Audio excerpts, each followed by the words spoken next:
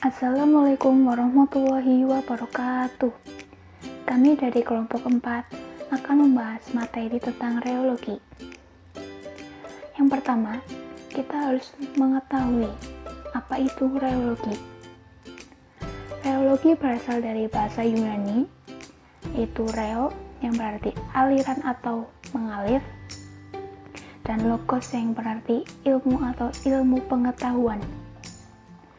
Digunakan istilah ini pertama kali oleh Bingham dan Clifford untuk menggunakan aliran cairan dan deformasi dari padatan. Reologi mempelajari hubungan antara tekanan gesek (shearing stress) dengan kecepatan geser (shearing rate) pada cairan atau hubungan antara strain dengan stres pada benda padat. Reologi merupakan ilmu yang mempelajari sifat zat cair atau deformasi zat padat. Reologi erat kaitannya dengan viskositas. Dalam bidang farmasi, prinsip-prinsip reologi diaplikasikan dalam pembuatan krim, suspensi, emulsi, lotion, pasta, penyalut tablet, dan lain sebagainya. Selain itu, prinsip reologi digunakan untuk karakterisasi produk sediaan farmasi. Ada beberapa istilah dalam reologi. Yang pertama, rate of shear, yaitu untuk menyatakan perbedaan kecepatan antara dua bidang cairan yang dipisahkan oleh jarak yang sangat kecil. Yang kedua, shearing stress, yaitu untuk menyatakan gaya persatuan luas yang diperlukan untuk menyebabkan aliran. Kemudian ada penerapan reologi dalam dunia farmasi. Yang pertama, sifat reologi dalam suspensi. 2. Sifat reologi dalam emulsi. 3. Sifat reologi dalam semi-solid. 4. Sifat aliran pada serbuk. 1. Sifat reologi dalam suspensi. Viskositas dari suatu suspensi apabila mempengaruhi pengendapan dari partikel-partikel zat terdispersi, perubahan dalam sifat-sifat aliran dari suspensi bila wadahnya dikocok, dan bila produk tersebut dituangkan dari botol, dan kualitas penyebaran dari cairan atau lotion bila digunakan untuk suatu bagian permukaan yang akan diobati. 2. Sifat reologi dalam emulsi. Pada kebanyakan proses ini, sifat aliran produk akan menjadi sangat penting untuk penampilan emulsi yang tepat pada kondisi pengguna dan pembuatannya. Kebanyakan emulsi, kecuali emulsi encer, menunjukkan aliran non-Newton yang mempersulit interpretasi data dan perbandingan kuantitatif antara sistem-sistem dan formulasi-formulasi yang berbeda. 3.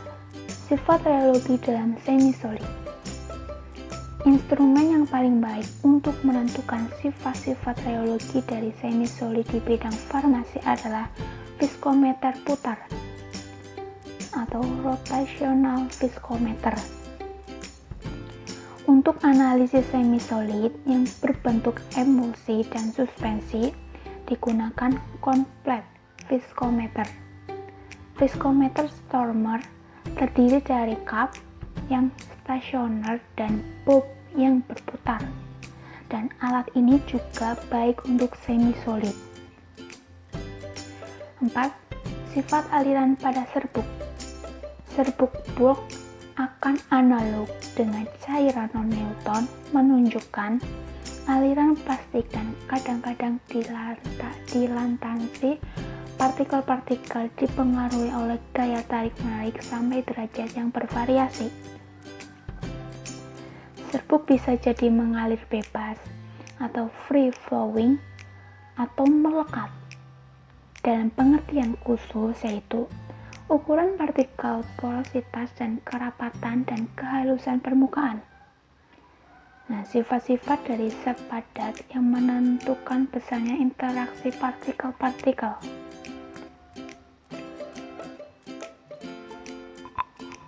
Klasifikasi serta karakteristik reologi itu dibagi menjadi dua. Yang pertama sistem Newton dan sistem non-Newton. Sistem Newton. Jika bidang cairan paling atas bergerak dengan suatu kecepatan konstan, setiap lapisan di bawahnya akan bergerak dengan suatu kecepatan yang berbanding lurus dengan jarak dari lapisan dasar yang diam. Yang kedua, sistem non-Newton. Ada 3 jenis tipe aliran dalam sistem Newton. Yang pertama, plastis. Yang kedua, pseudoplastis. Dan yang ketiga, aliran dilatan. Yang pertama, aliran plastis. Itu rumusnya U sama dengan F besar kurangi F kecil dibagi G. U adalah viskositas plastis dan F adalah yield value. Aliran plastis berhubungan dengan adanya partikel-partikel yang tersuspensi dalam suspensi pekat. Adanya yield value disebabkan oleh adanya kontak antara partikel-partikel yang berdekatan yang harus dipecah sebelum aliran dapat terjadi. Akibatnya, yield value merupakan indikasi dari kekuatan flokulasi. Makin banyak suspensi yang terflokulasi, makin tinggi yield value-nya. Kekuatan friksi antar partikel juga berkontribusi dalam yield value. Ketika yield value terlampaui, maka sistem plastis akan menyerupai sistem Newton. 2. Aliran pseudoplastis.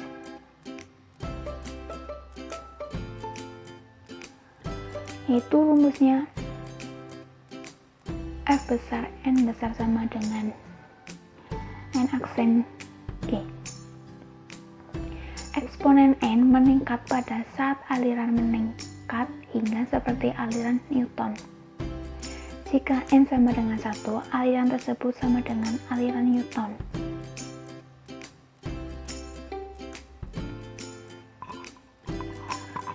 Aliran pseudoplastis ditunjukkan oleh beberapa bahan farmasi, yaitu gom, alam, dan sintesis seperti dispersi cair dari tragacan, natrium alginat, metil selulosa, dan natrium karboksimetil selulosa.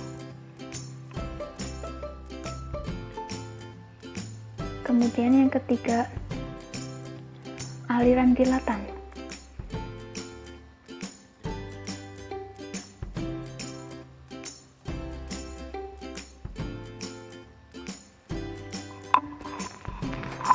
Kurva lewat 0, partikel dispersi terdeflokul dengan kadar tinggi. Pada F sama dengan 0, partikel rapat, yaitu volume interpartikel atau void minimum. Tetapi, jumlah pembawa dalam suspensi ini cukup untuk mengisi volume ini dan membentuk ikatan, lalu memudahkan partikel-partikel bergerak dari suatu tempat ke tempat lainnya pada rate of share yang rendah. Aliran dilatan terjadi pada suspensi yang memiliki persentase zat padat terdispersi dengan konsentrasi yang tinggi. Terjadi peningkatan daya hambat untuk mengalir atau viskositas dengan meningkatnya rate of share. Jika stres dihilangkan, suatu sistem dilatan akan kembali ke keadaan fluiditas aslinya.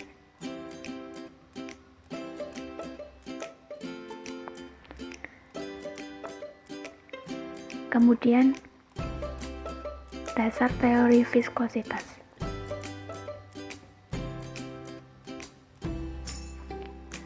Viskositas adalah suatu ungkapan dari resistensi zat cair untuk mengalir. Semakin tinggi viskositas aliran akan semakin besar resistensinya. Viskositas adalah sebuah ukuran penolakan sebuah fluid terhadap perubahan bentuk di bawah tekanan Shear. Viskometer merupakan ukuran resistensi zat cair untuk mengalir. Biasanya, viskometer diterima sebagai kekentalan atau penolakan terhadap penuangan. Viskositas menggambarkan penolakan dalam fluid kepada aliran dan dapat dipikir sebagai sebuah cara untuk mengukur gesekan fluid. Air memiliki viskositas rendah, sedangkan minyak sayur memiliki viskositas yang tinggi. Penggunaan sistem cair menurut tipe aliran dan deformasinya ada dua, yaitu sistem Newton dan sistem non-Newton. Pada cairan Newton, hubungan antara shearing rate dan shearing stress adalah linear dengan suatu tetapan yang dikenal dengan viskositas atau koefisien viskositas. Sedangkan pada cairan non-Newton, shearing rate dan shearing stress tidak memiliki hubungan linear. Viskositasnya berubah-ubah, tergantung dari besarnya tekanan yang diberikan. Tipe aliran non-Newton terjadi pada dispersi heterogen antara cairan dengan padatan seperti pada koloid, emulsi, dan suspensi.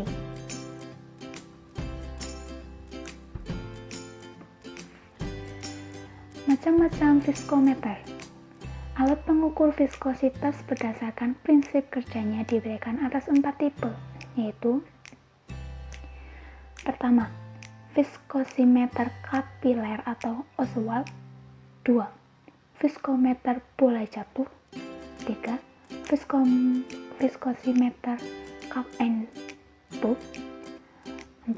Viskosimeter cone and plate atau kerucut dan lempeng. Kemudian cara penggunaan viskometer. Cara yang pertama, viskometer kapiler atau Oswald. Itu dengan mengukur waktu yang dibutuhkan bagi cairan tersebut untuk lewat antara dua tanda ketika mengalir karena gravitasi melalui viskometer Oswald. Yang kedua, viskometer Hopler. Nah, prinsip kerjanya adalah menggelindingkan bola yang terbuat dari kaca melalui tabung gelas yang berisi zat cair yang diselidiki. Kecepatan jatuhnya bola merupakan fungsi dari harga reciproc sample. Cara yang ketiga yaitu dengan viskometer cup dan pump. Nah, prinsip kerjanya simpel, digeser dalam ruangan antara dinding luar dari pump dan dinding dalam dari cup, di mana pump masuk persis di tengah-tengah. Nah, cara yang terakhir yaitu dengan viskometer cone and plate. Dengan cara sampel ditempatkan di tengah-tengah papan kemudian dinaikkan sehingga posisi di bawah kerucut. Manfaat viskositas di kehidupan dalam bidang farmasi. Itu A sebagai cairan.